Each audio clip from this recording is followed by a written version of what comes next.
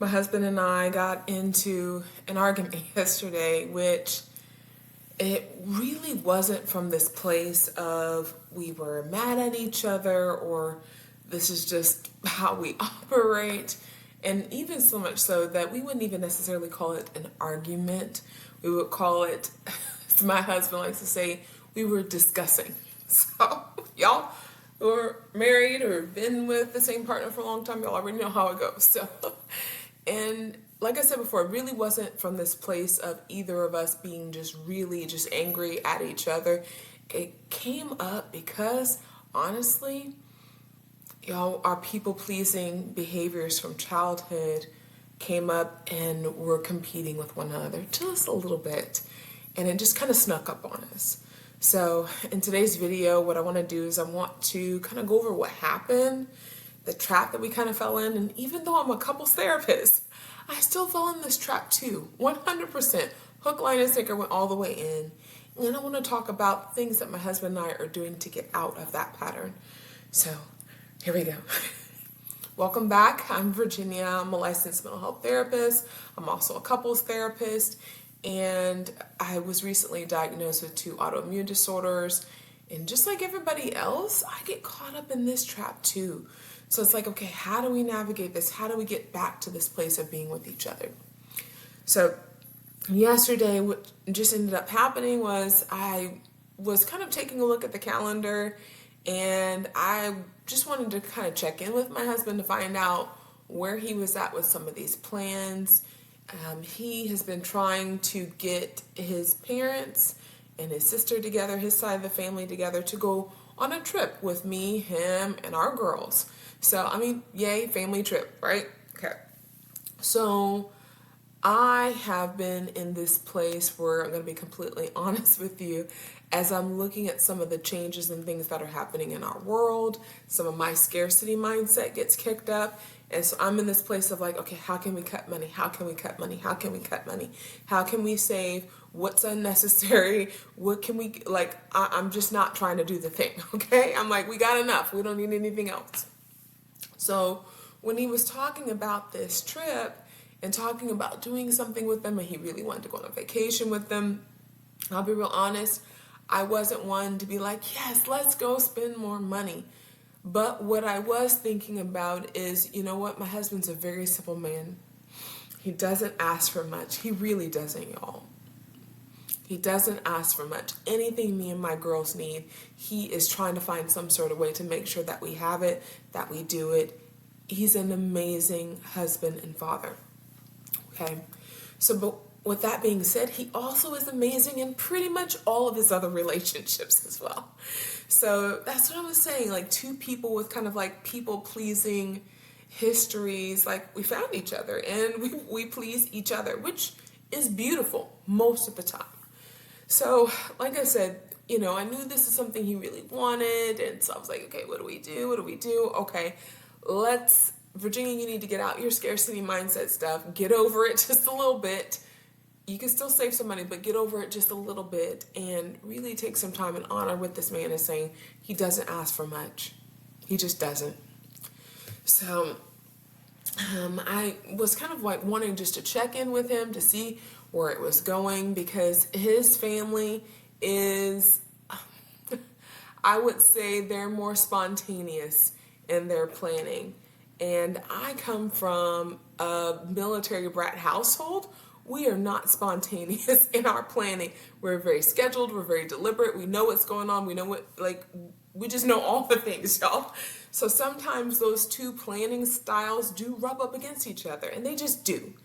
Not to try to be, you know, rude, or not to try for any reason other than they just rub up against one another because they're just 2 different styles. So I knew that they're probably going to come together at the last minute on something. I don't want to pay for things last minute because things cost more when you buy them last minute. So I'm like, you know what? I'm going to make sure that I'm putting some money away. This is what he said. This is what we could do. We've already communicated this to them. I'm just going to keep putting money away as we're navigating this trip. So this vacation, it is scheduled for, okay, I think it's a little bit over a month. Oh no, about 2 months out. Okay, it's about 2 months out. And so I just decided to check in with my husband on. I said, hey, I said, where are they at with this? And where are they at with their planning? I know they're probably going to plan something, throw something together at the last minute, which is fine. I'm not even trying to complain about it. Not even trying to complain about it. Just where were they at on it? He said, oh, well, I told them we weren't doing it. I said, what? He said, I told them we weren't doing it. And I was like, when was this going to be communicated with me? And he was like, well, did you put money on it? And I was like, yes, I told you I put money on this. And so he was like, well, see if you can get out of those commitments. And so I went to try to take a look to see if I could get out those commitments. Y'all, because of my scarcity mindset, I like planning ahead. I like planning ahead cheap. Some of the things that I purchased were non-refundable, or we were only going to get 50% back of what we paid in. And I was like, dude,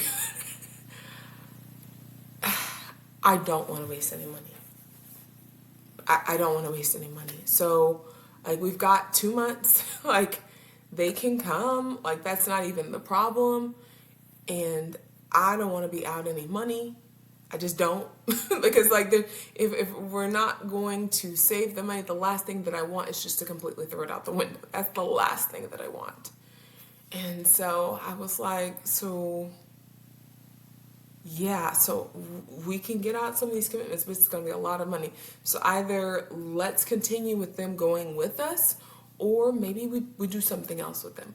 Well, long story short, that discussion got a lot more heated very, very quickly. I didn't even see it coming, to be completely honest with you. As you're sitting here watching, you might have been like, Virginia, like, we could have totally seen that coming. We could have told you what was going to happen.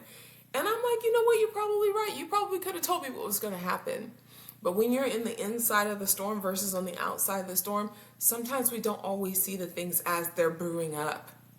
But I thought I had dotted all my I's. I thought I had checked all my T's. Like, I thought I did all the things.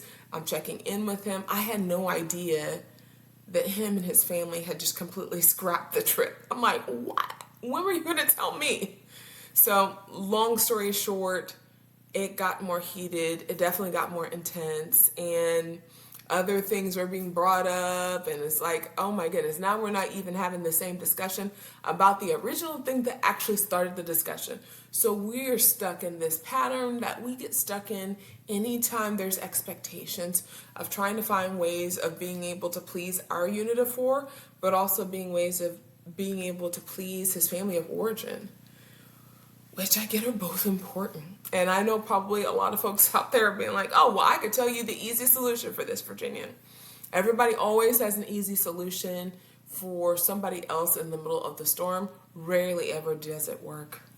And I can say that as a therapist who's on the outside of a lot of folks' storms, to understand that if it was so easy and it was so quick, then people would not be sitting in my office. So I say that just from being on both sides of it, and all the sides, to be completely honest, all the sides. So, like I said, long story short, it got deep. It got into all this family of origin stuff and my stuff and his stuff. And I was just like, oh my goodness, what is even happening here? What is going on? And so, long story, really, really short, like, I did my best to try to help my husband feel heard, because he was in a spot where he felt like I essentially was disrespecting him because I wasn't communicating enough. And I, as a woman and as a cisgender woman, sometimes that doesn't quite always make sense to us.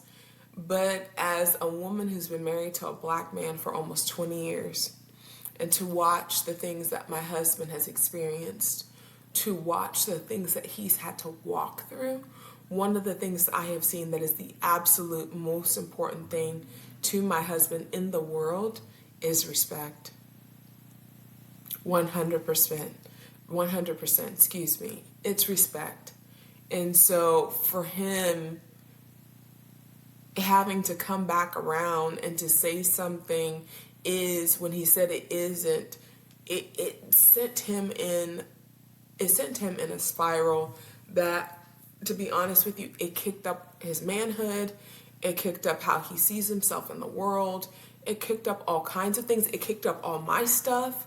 Like, so it got really intense really quickly over something that should be so simple and beautiful. And so I was sitting with this and I was like, oh my goodness, how often does this happen to us in our relationships? Whereas, you have your partner. I mean, I'm married to my partner. He's my husband, but we have partnered relationships. We're trying to work out those partner relationships. And then all of our, early childhood stuff kind of like sneaks up on us, and then it gets really loud and it's really big, and then there's a clash between folks' stories and values, and it can get really intense really quickly, and it can be hurtful. It can be hurtful. And I can say that on this side of things, but I can also say that from the therapist's point of view, just seeing the types of intensity that we get and the things that we do when we're in tense places. So thankfully, this was not this ends here kind of discussion with me and my husband, but what ended up happening was I just recognized, wait a second, the intensity that I am feeling, I am pretty sure that there's some of this intensity that he is also feeling, and he may be feeling it in somewhat of a similar way. Even though we have different backgrounds, we're both Black, but I operate through the world as a cisgendered woman. My husband operates in the world as a cisgendered man, so as a cisgendered Black man at that. So there's going to be things and experiences that we've each had that are just completely, totally different from one another. And so I really had to just take a moment as I was getting frustrated, because I felt like I am doing the best for everybody and for everything. And you mean to tell me you're mad with me now? Are you kidding me? And that was the moment where I really had to catch myself, because I just couldn't believe that this is the spot that we were in, despite how careful I was. And when I felt that level of intensity for me, that was a moment where I had to press pause on myself. I had to take some time to try to figure out, like, wait a second. What if on the other side of the fence, he is having a somewhat similar experience? Go with me for a second. What if my husband was doing everything that he could to please everybody in the situation, to make sure his family was all good, all of the members of his family, from his family of origin, that they were all so good? What if he was also trying to take careful consideration in terms of me and my health, and not wanting to overburden me, knowing all the things that I've been going through recently with being diagnosed with 2 autoimmune disorders, and knowing how stress wreaks a havoc in my nervous system? What if he's also trying to do everything to be really considerate of our kids and our household and our finances? What if? And then I really started to slow myself down a little bit more, because I was hearing myself repeat myself. And that's always a sign for me that we're in that here we go again spot, when I can hear me repeating myself, when I feel this level of intensity in my body. And so part of how I feel that couples need to be able to navigate some of this is knowing what are your signs. And what we're real good at, y'all, we are so good at taking a look at our partner and pointing a finger at them and starting to say, well, they this, that, and the third, and da. We are so good at it, y'all. We're so good at it. And it just tears the partnered relationship apart. It just does. So I really sat with it. I was like, you know what? These are my warning signs. These are the signs within me that I'm in a place where I'm just going to go around and around in circles, and I'm not going to get anywhere that I want to be. And then I'm also going to be that thing that helps precede my husband going around and around. He's going to get stuck in his pattern. I'm going to get stuck in my pattern. We're going to end up reinforcing each other in just this stuck place. So instead of co-regulating one another, which we normally do whenever there's anything distressing, we start co-dysregulating one another, which sucks. And so that's what happening. That was what was happening. And so for me, as a couples therapist, one of the things that I know is, excuse me for a minute, y'all, when we're in that here we go again spot, thank you, I need to get a little water. When we're in that here we go again spot, usually we try to do the thing that is the most logical to try to work our way out of it, and it doesn't work. It usually backfires and throws the other person into their spot where they're like, okay, this is what I think would be the most logical, let me do that, and then it backfires, and it just we keep misfiring off of one another. Both parties ended up being in a place where they really feel like they're doing the best for the situation and the best for the other person. And so I know, again, when we're in that spot, when I'm in that spot, I start noticing that I'm not getting anywhere.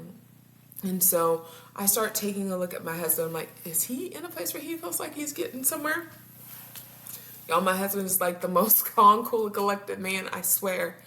He's frustrated. He's not going to say he's frustrated. He's going to say he's fine. That's his words. So, but he looks pretty flustered with me. And so I'm like, oh, he's not getting what he wants either. Neither of us are getting what we want. And so somebody has to make some steps to move out this pattern. And so I notice my part. I can only be responsible for my part. So I start trying to take a look at, like, okay, what can I do so that we start taking some steps out of this pattern? Sorry, y'all, I'm tripping over my words. Again, still a little dysregulated today. And I started realizing, you know what, he probably doesn't feel heard by me. He probably doesn't feel heard. And when that man does not feel heard, especially when he has been doing everything that he can think to do to try to please everybody, he usually also feels disrespected.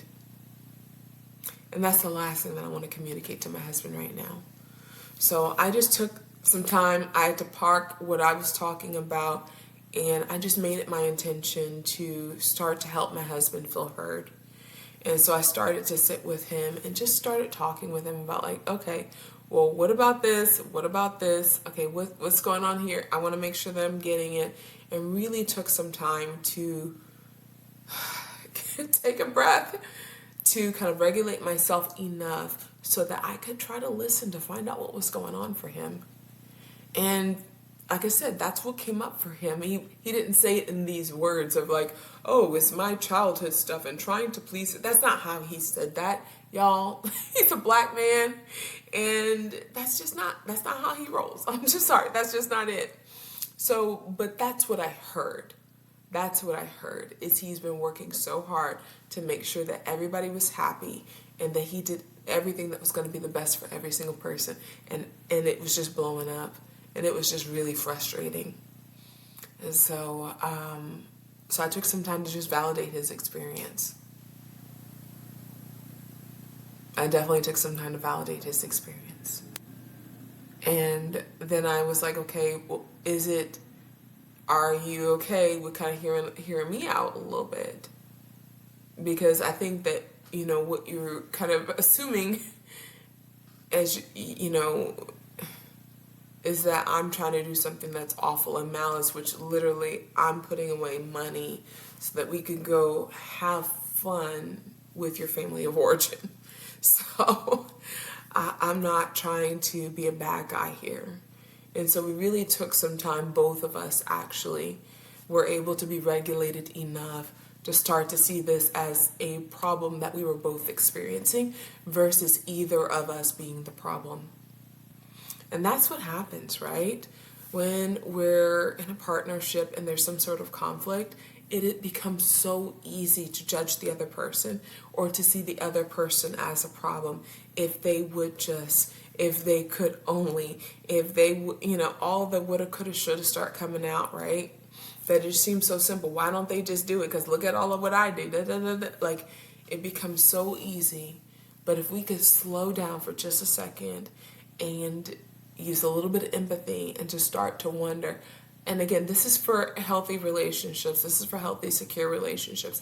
I can't say the same thing for abusive relationships. So please, you know, those relationships operate just very differently.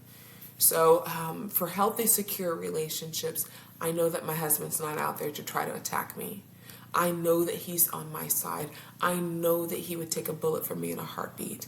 I know that he is working very hard night and day to try to make sure that I'm comfortable, our kids are comfortable, we're living the life that he's worked so hard for us to have. I know that. I know that. And so I started to be able to sit with some truths that I know about him, and that I know about me, that I know about us. And so we did get to a place of resolution last night of just like, hey, he just ended with like, I need some time to cool off. I actually don't want to sit here and problem solve this anymore. We've identified the problem. We've talked about it. It's out in the air. Like, I actually don't want to discuss this anymore. And that's not what he said verbatim, but I'm just giving y'all the short version of it. And I was like, okay, that's fair. It's out. We're talking about it. We know that there was a spot where both of us could have communicated a little bit more. And it's not because of some sort of malice or anything else. Both of us had spots where we could have communicated a little bit more than what we were communicating. And it was just a miscommunication. So, but with that being said, we both know that this communication could bring around the spot where there's going to be a lot of disappointment and spots where not everybody's going to be happy. And that sucks, y'all. But I'm going to tell you, like I've been learning from the old folks. They say to me, and I remember them saying this all the time when I was younger, they say, Virginia, you're not always going to please everybody. And when I was younger, I used to really believe that I could find, that if I worked hard enough, that if I thought enough, that if I was careful enough, that eventually I could get to the place where I could please everybody. Y'all, I left my practice because I was not able to do that. You can't please everybody. It doesn't always work out. And that's a very, very, very sad truth. It doesn't mean anybody's bad, doesn't mean anybody's evil or anything like that, but it's just a sad truth. And we're walking in a current environment where it just seems like more and more and more we're finding these spots where you just can't please everybody. No matter what you do, no matter how hard you work, you just can't do it. And so I wanted to work on it, and I was like, you know what? I need to respect where he's at. He's still upset, and that's not his words. He say he's fine, okay? He's still upset. He's allowed to be upset. We have identified it. We're talking about it. I'm going to give him some time to self-regulate. We've co-regulated as much as we can given the circumstance. We need to leave it alone at this point, to let him cool off a little bit. Let him have a place where he's able to absorb some of the information and find out like, okay, this is where we're at. Because he thought we were over here and we're actually over here. And so just allowing his nervous system to catch up. And so I let him do that without trying to keep picking, trying to fix it. I'm letting him do that. And so I hope that this has been helpful for y'all. I'm going to have a couple other videos after this. So if this video has been helpful, keep an eye out. If you have not subscribed to my channel, I do ask that you would take that time to do that so you can get these notifications in terms of when I have another video pop out. Maybe you're in a partnership and you're trying to navigate some things. Maybe you've been married for over 40 years. Maybe you're just starting off and you want to be able to find that way of being able to connect with your partner and getting back on the same page, feeling like you're back on the same team, just like my husband and I are navigating. It doesn't have to be perfect. It doesn't have to be pretty. You just have to do it together. And so, like I said, if you've not subscribed, please take that time to do that right now. My name is Virginia. I'm a licensed mental health therapist, and I really hope that you do something today that is good for you and do something that's good for those that are important in your life. Till next time, see ya. Bye.